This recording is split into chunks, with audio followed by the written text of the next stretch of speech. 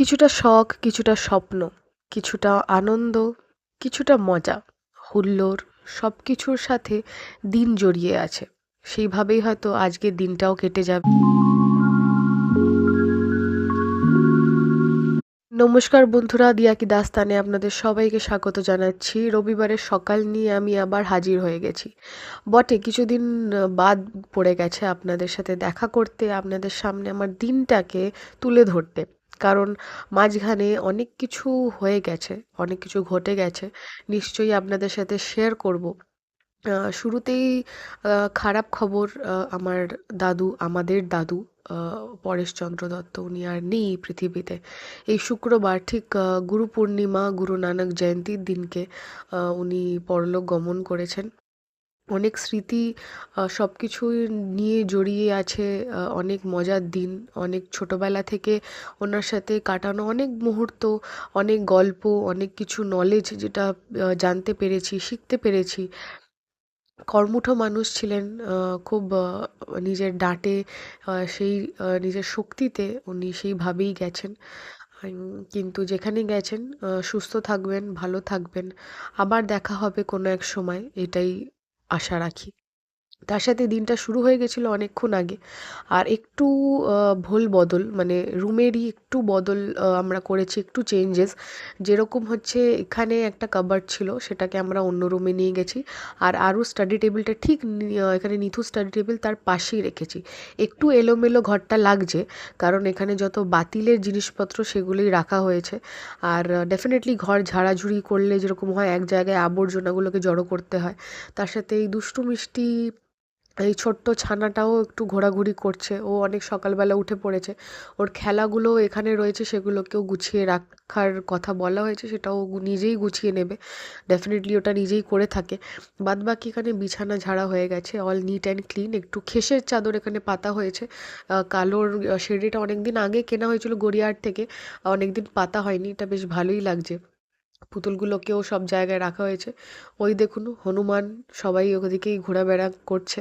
তো এনিহাউ, দিনটা যেরকম বললাম অনেকক্ষণ আগে শুরু হয়ে গেছে, এই টুকটাক অনেক কাজই হচ্ছিল। মাঝখানে এই যে চেঞ্জেসগুলো, তখন তো আর ক্যামেরাটা ধরতে পারিনি, তখন শ্যুটও করতে পারিনি। বাট যা যা চেঞ্জেস হয়েছে সেটা আপনাদেরকে ডেফিনেটলি দেখাবো, বাকি পোর্শনটা। আর তারপরে চলে এসেছিলাম গাছগুলোকে জল দিতে। কালকেও সেভাবে জল পাইনি, তার আগের দিনও পাইনি। তো আজকে তাড়াতাড়ি করে পাইপটাকে নিয়ে ছোট বালতিটাকে ভরাতে বসিয়ে দিলাম, আর তারপরে মগে করে একটু একটু করে জল, যতটুকুনি প্রয়োজন ততটুকুনি। শীতের রোদ্দুর তেমন তাপ হয় না, হালকা মিষ্টি রোদ বলাই হয়। তবুও গাছগুলো খুবই শুকিয়ে যাচ্ছে। গাছের মধ্যেও প্রাণ আছে। আর আমি প্রত্যেকবার এটাই বলে থাকি সবাইকে, আবারও বলছি যে যখনই আপনি বাড়িতে কোনো প্রাণীকে রাখছেন, সেটা গাছ হোক বা কোনো পশু হোক, পাখি হোক, মাছ হোক, যেমনই প্রাণী হোক না কেন, প্রত্যেকেরই যত্ন নেওয়াটা খুবই ইম্পর্টেন্ট। ঠিক তেমনই আমরা নিজেদেরও যত্ন নেওয়াটা খুবই ইম্পর্টেন্ট। সেটা যে কোনো সিচুয়েশন হোক, যেরকমই আপনাকে রিচুয়ালস মেনটেন করতে হোক, সব কিছুই মাথায় রেখে লজিক্যালি জিনিসগুলোকে ভেবে এগিয়ে যাবেন। সময়টা এমনই, সময়ের নিয়ে অনেক কিছু বলা যেতে পারে, অনেক বিস্তারিতভাবে ইলাস্ট্রেশনস অনেক কিছু আছে, ডকুমেন্টারিজও আছে, যেটা আমি পড়েওছি অনেকবার, অনেকজনকে শুনিয়েছি। নিশ্চয়ই আপনাদের সাথে কোনো এক সময় শেয়ার করব। কারণ এই ভ্লগে যেটা একটু এন্টারটেনমেন্ট ভ্লগ রাখি, এখানে বললে ফিলোসফি হয়ে যাবে, তো সেটা অন্য দিনকের জন্য রাখলাম।